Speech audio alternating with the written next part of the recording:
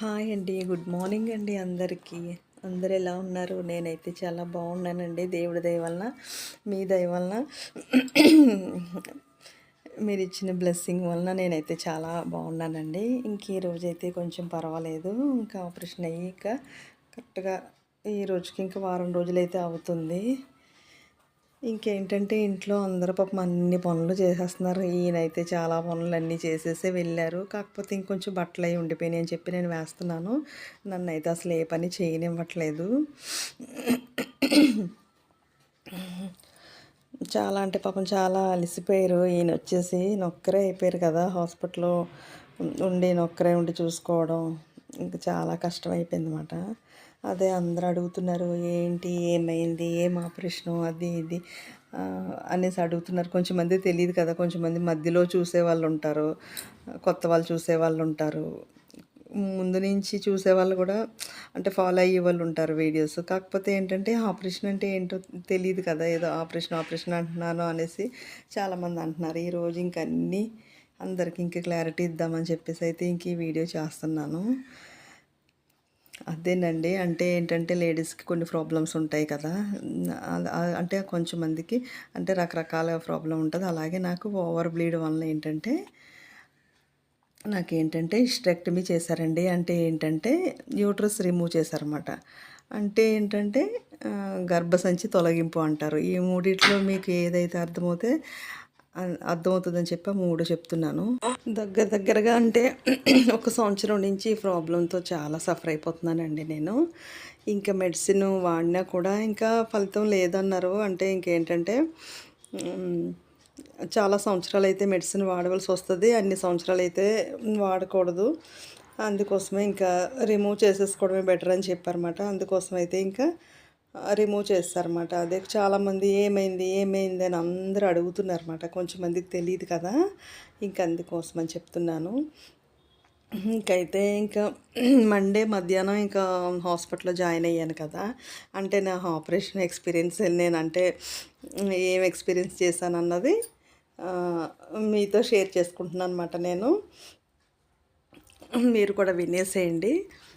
అంటే మండే ఇంకా జాయిన్ అయ్యాను కదా, మండే మధ్యాహ్నం నుంచి ఇంకా మధ్యాహ్నం భోజనం అయితే చేసేసాను. మధ్యాహ్నం భోజనం చేసిన తర్వాత ఇంకా సాయంకాలం నుంచి అయితే ఇంకా అసలు ఏమి తినొద్దని చెప్పారు.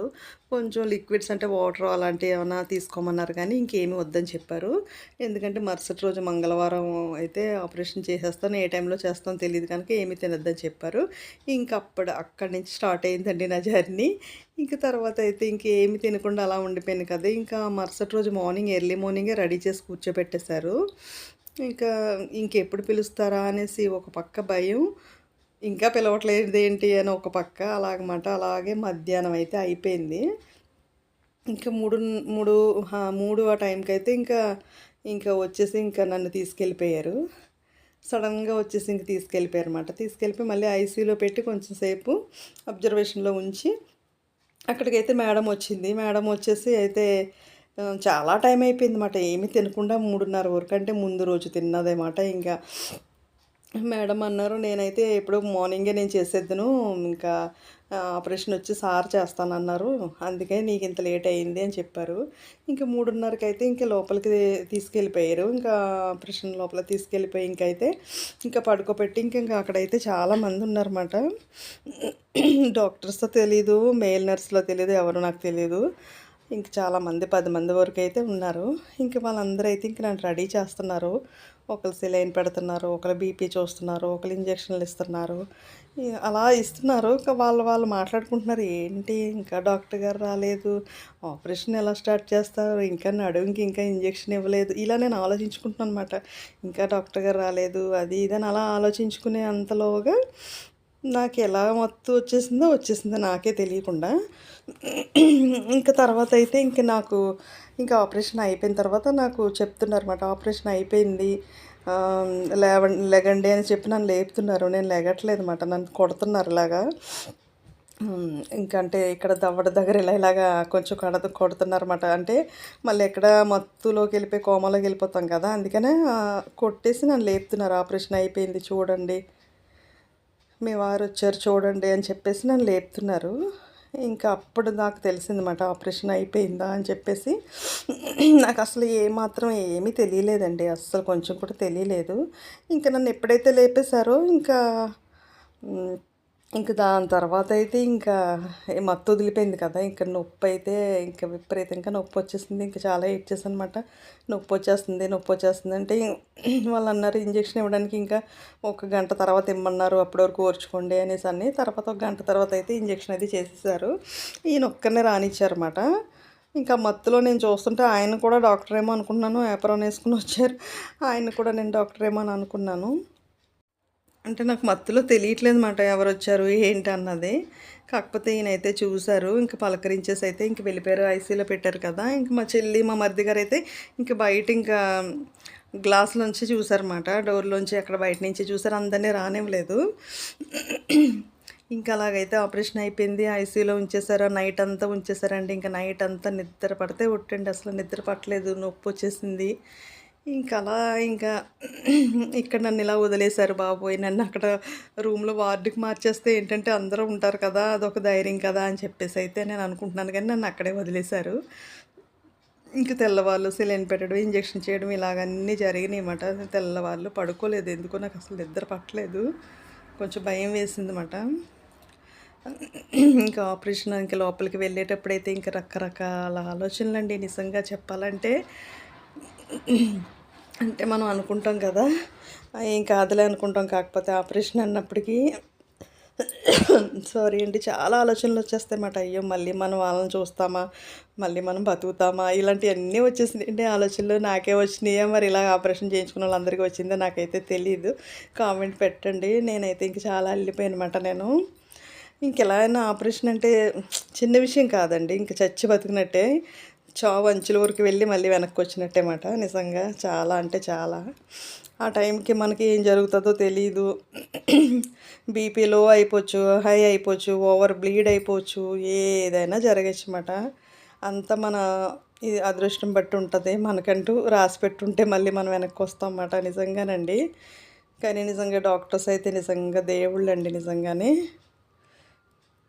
వాళ్ళు అలా ప్రాణం పోస్తుంటే నిజంగా నిజంగా దేవుళ్ళేనండి. నిజంగా నాకైతే అనిపించింది. వాళ్ళంతంత చదువులు చదువుకొని మనకు ప్రాణం పోయడం అంటే మరి దేవుళ్ళతో సమానమే కదా! నిజంగా వాళ్ళే లేకపోతే మనం ఇంక రకరకాల జబ్బులతోటి, రోగాలతోటి ఇదేదో ఒక సమస్యతో చనిపోతాం అన్నమాట నిజంగా చెప్పాలంటే. నిజంగా వాళ్ళు అంత చదువులు చదువుకొని ప్రాణాలు కాపాడుతున్నారంటే ఇంకా దేవుళ్ళని అనుకోవాలి. ఇంకా చాలా అంటే ఇంక అలాగ అనిపించింది. ఎందుకంటే నేను కూడా చిన్నప్పటి నుంచి చాలా కష్టాలు, చాలా బాధ్యతలు మోసానమాట. చిన్న వయసు నుంచే నాకు బాధ్యతలు ఎక్కువేంటే ఎందుకంటే ఇంటికి పెద్దదాన్ని కనుక నేను చాలా బాధ్యతలైతే మోసానమాట. నాకు అనిపించింది అయ్యో! అందరికీ చక్కబెట్టాను.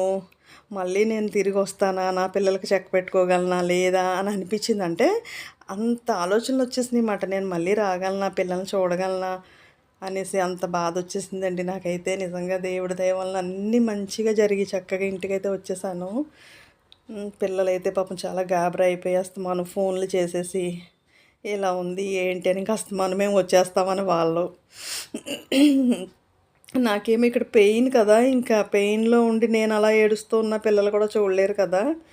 ఇంకా వద్దమ్మా, వచ్చేస్తానమ్మా, వచ్చేస్తానమ్మా అని చెప్పేసి అలా వాళ్ళనైతే ఆపాను.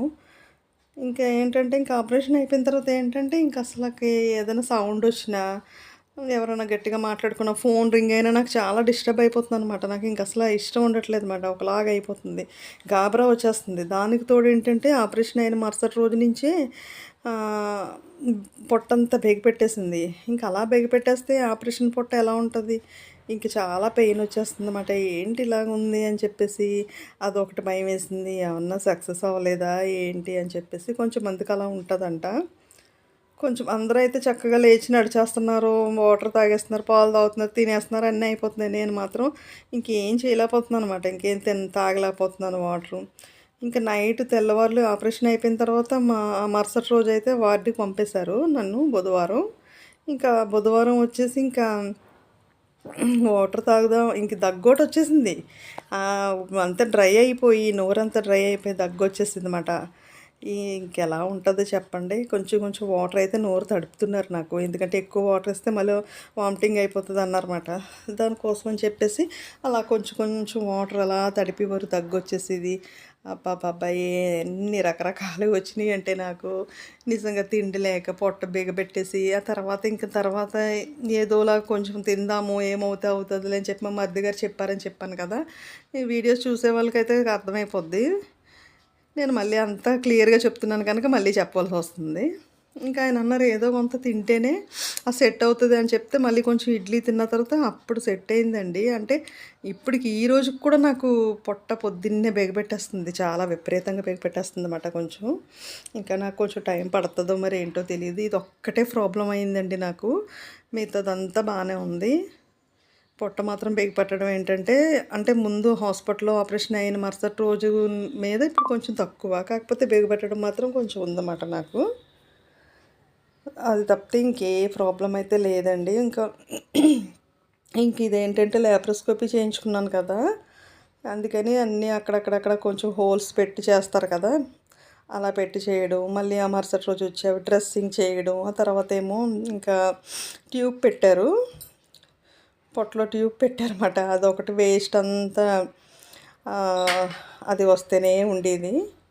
ఇంకా అది కూడా క్లీన్ చేస్తూ ఉండేవారు. డ్రెస్సింగ్ చేయడం, క్లీన్ చేయడం, ఇంజెక్షన్ చేయడం. చేతులేమో నరాలు దొరక్క చేతులు బాగా వాచిపోయినాయండి. చేతులు ఎర్రగా అయిపోయినాయన్నమాట అసల. ఇంకా నా చేతులు చూస్తే ఇంకా నా చేతులేనా అని అనిపించింది. అంతంత వాపయితే వచ్చేసినాయన్నమాట. ఇంకెక్కడ సెలైన్ పెట్టడానికి గానీ, ఇంజెక్షన్ చేయడానికి గానీ ఇంకెక్కడ ఖాళీ లేదు. అన్ని చోట్ల పొడిచేశారన్నమాట నరం దొరక్క. ఇంకా ఒక 5 సార్లయితే మార్చారండి. ఇంకెలాగ మార్చి మార్చి ఇంక చేతులు 2 వాచిపోయినాయి కదా! గట్టిగా అయిపోయినాయన్నమాట చేతులు. ఇంక తర్వాత నైట్ ఇంజెక్షన్ చేస్తుంటే ఇంక నేను ఏడ్చేసాను. ఇంక నా వల్ల కాదు అని చెప్పేసి. ఇంక అప్పుడైతే ఇంకా అప్పటినుంచి ఇంక టాబ్లెట్స్ అయితే మొదలుపెట్టారన్నమాట నాకొచ్చేసి. ఇంకా ఫుడ్ లేదు, వాటర్ లేదు, పాలు లేదు. ఇలాగమాట అసలు ఏం తీసుకోవడానికి అవ్వలేదు. పొట్ట బిగ పడుతుందంటే ఇంక లేచి ఇంక నడవమంటున్నారు. ఎక్కడ నడుస్తాను అసల పొట్టేమో ఒక పక్కనేమో ఇలా పట్టేసుకుంటుంది. ఇంక వాళ్ళేమో నడుస్తే ఇదంతా సెట్ అవుతదంటే ఇంక అలాగే ఓపి తెచ్చుకుని ఇంకా చాలా అలా రౌండ్‌లన్నీ వేసి నడిచేదాన్నమాట. నడిస్తే ఏంటంటే ఏమో దేనివల్ల సెట్ అయిందో తెలీదు గానీ కొంచెం అయితే పర్వాలేదు. ఇప్పటికి నాకు పొట్ట బిగపడుతుందన్నమాట. ఇంకా ఇంటికి వచ్చేసాం కదా! అక్కడంతా అయిపోయింది. బానే ఉన్నాం అని చెప్పేసి ఇంకా ఆ ట్యూబ్ తీసినప్పుడు ఇంకొక నరకమండి. పంపించే ముందైతే ముందు రోజే ట్యూబ్ తీసేసారు ఆ పొట్టలోంచి. అది ఇలా రౌండ్‌గా తిప్పి మరీ లాగారు. అప్పుడు చూడాలి నా కేకలు హాస్పిటల్ అందరూ బయటకొచ్చేస్తారేమో అనుకున్నానన్నమాట. అంత కేకలు పెట్టేసాను. తట్టుకోలేకపోయాను. అన్నీ క్లియర్ చేసేసైతే మరుసటి రోజు పంపించేశారు. సాటర్డే అయితే ఇంటికొచ్చేసాము. ఇంటికొచ్చిన తర్వాత ఇల్లు పరిస్థితి అయితే చూడాలి. వచ్చిన తర్వాత అయితే నేను ఈయనైతే నన్ను బెడ్రూమ్‌లోకి నువ్వు కాసేపు అలా కొంచెం రిలాక్స్ అవ్వు, నేను ఇవన్నీ సర్దేస్తానని చెప్పేసి ఈయన మొత్తం అన్నీ దులిపేసి డీప్ క్లీనింగ్ చేసేసారన్నమాట. ఇల్లంతా చేసిన తర్వాత అప్పుడు నాకు వేడి నీళ్ళన్నీ పెట్టి అప్పుడు స్నానం చేసి అప్పుడు కొంచెం ఫ్రీ అయ్యానమాట. ఇల్లంతా చాలా చిరాకు అయిపోయిందన్నమాట. మనం ఉంటే ఒకలా ఉంటది, లేకపోతే ఇంకోలా ఉంటది కదా ఇల్లంతా. చాలా చిరాకయిపోయింది ఇంకంతలా ఇది చేయవలసొచ్చింది. మా మరిది గారు, మా చెల్లయితే పాపం రోజు క్యారేజ్ పట్టుకొని వచ్చేవారు. వాళ్ళు మధ్యాహ్నం 12 గంటలకొచ్చి 5 గంటలకు సాయంకాలం 5 గంటలకి వెళ్ళిపోయేవారన్నమాట. ఆ టైం తప్పితే మా దగ్గర ఎవ్వరూ ఉండేవారు కాదు. ఆయన నేనే ఉండేవాళ్ళమన్నమాట. ఏదన్నా మెడిసిన్ తేవాలన్నా, ఆయన కిందకెళ్ళి ఏమన్నా తేవాలన్నా నేను ఒక్కరిదాన్నే అయిపోయేదాన్నమాట. ఆయన ఏదో పరిగెట్టుని వచ్చినట్టు వచ్చేవారు. ఎందుకంటే ఎవరు లేరు కదా! అక్కడ అందరూ ఎవరు లేరా, మీకెవరు లేరా అని అడిగేవారు. ఉన్నా కూడా మన సమయానికి మరి రావడానికి అందరికీ కుదరాలి కదా! అందరికీ కుదరదు కదా! అని చెప్పేసి మేమే పాటలు పడ్డాము. ఈయనేమంట నైట్ తెల్లవాళ్ళు సెలైన్ పెట్టిన అలా కూర్చుని నిద్రపోకుండా చూడడం, కొంచెం వాటర్ పట్టించడం. ఇలా తెల్లవార్లు నైట్ డ్యూటీ చేసేవారు. మళ్ళీ మార్నింగ్ అంటే మధ్యాహ్నం మా చెల్లి వాళ్ళు 12 గంటలకు వస్తారు కదా! 12 గంటలకు వచ్చినప్పుడు ఆయన వాళ్ళు ఉన్నంతసేపు కొంచెం రెస్ట్ తీసుకునేవారన్నమాట. ఇలాగైతే జరిగింది. చాలా అంటే అమ్మోయ్! హాస్పిటల్ అంటే చాలా నరకమే అనుకోవాలి నిజంగా చెప్పాలంటే. ఇంకా ఆ ఇంజెక్షన్‌లకి చేతులు ఎర్రగా అయిపోయి ఇంకా నొప్పులయిపోయినాయన్నమాట నాకు. ఇంక వచ్చిన దగ్గర నుంచి వీళ్ళే అన్నీ చేసి పెడుతున్నారు. ఇంక సండే వచ్చేసి ఇంకా బెండకాయ కర్రీ అయితే చేశారు ఈయన. మొత్తం అన్నీ వాళ్ళే చేశారు. బయట నుంచి అయితే టిఫిన్‌లు తెచ్చేసుకున్నాం. ఈరోజు కూడా బయట నుంచి టిఫిన్‌లు తెచ్చేసుకున్నాం అన్నమాట. ఇంక ఈయనైతే మార్నింగ్ ఇంక అన్నీ తుడిచేసి, ఇంకా గిన్నెలన్నీ కడిగేసి, ఇంక అన్ని పనులు చేసేసి అయితే వెళ్ళిపోయారు. టిఫిన్ బయట నుంచి తీసుకొచ్చేసి పిల్లల్నైతే పంపించేసాము టిఫిన్ పెట్టేసి. ఇంక ఈయన అన్నారు, నేను మధ్యలో వస్తాను, మధ్యలో 10 ఆ టైంకి వచ్చి నేను వంట చేస్తాను అని అన్నారు. ముందు రోజే ఇవి చిక్కుడుకాయలు ఇవన్నీ అన్నీ కోసేసి పెట్టేసుకున్నారు రెడీగా ఈయన. ఇంకైతే కనుక ఈయనొచ్చి చేస్తానన్నారు కదా! ఆయన చేయకూడదు పని నేనే చేయాలని నేను చేయకూడదు ఆయనే చేయాలని ఆయన. ఇంకిద్దరం అలా అనుకుని ఇంక ఆయన డ్యూటీకెళ్ళిపోయిన తర్వాత నేనే కొంచెం నెమ్మదిగా లేచి అయితే ఇంకా వంటయితే స్టార్ట్ చేసేసానండి. మళ్ళీ ఇక్కడ పొద్దున అన్నీ చేసేసి ఎళ్లారు. మళ్ళీ డ్యూటీకెళ్ళి మళ్ళీ వచ్చి వంట చేయాలంటే కొంచెం కష్టంగా ఉంటది కదా! అయినా కూడా నాకు కొంచెం పర్వాలేదు బానే ఉంది అని చెప్పేసి ఇంకొంచెం అలా జారబడి కాసేపు కూర్చుని, కాసేపు పడుకుని వచ్చి ఇంకా వంట అయితే అలా చేసేసాను. ఇది వీడియో స్పీడ్‌లో పెట్టేసాను గనుక మీకు స్పీడ్‌గా తెలుస్తుంది కానీ చాలా స్లోగా చేశానండి ఇంకా వంట అయితే నేను. ఇంకా చిన్న చిన్న పనులు చేసుకోవడమే బెటర్ కదా! కొంచెం చేసుకుంటే ఏంటంటే కొంచెం ఇంకా తొందరగా నయమైపోతాము. బరువులు అవన్నీ ఏమి ఎత్తొద్దన్నారు. చిన్న చిన్న పనులైతే చేసుకోవచ్చని చెప్పారన్నమాట. అయినా కానీ ఇంకొక 3 వారాలు గానీ అలాగా ఒక్క నెలన్నా రెస్ట్ తీసుకున్నాం అనుకో మనకు బావుంటది. కాకపోతే వాళ్ళు కష్టపడడం నేను చూడలేకపోతున్నాను. ఆయన అన్ని పనులు చేసుకోవడం నేను అస్సలు చూడలేనండి. ఎవ్వరికి ఒక పని కూడా చెప్పను నేను. వాళ్ళు అలా పని చేసుకుంటే నాకు చూడబుద్ధి కావట్లేదన్నమాట. అందుకని ఈరోజు నేనే వంట చేసేసాను. ఇంకా చిక్కుడుకాయ టమాటా కర్రీ చేసేసి మజ్జిగ చారు పెట్టేసుకొని ఇంకా రైస్ వండేసుకున్నానన్నమాట. ఇంకా గాను నూనె ఒకటి రప్పించుకుని గాను నూనె వాడమనేసి అంటున్నారు పెద్దవాళ్ళందరూ. ఆపరేషన్ ఏదైనా కానివ్వు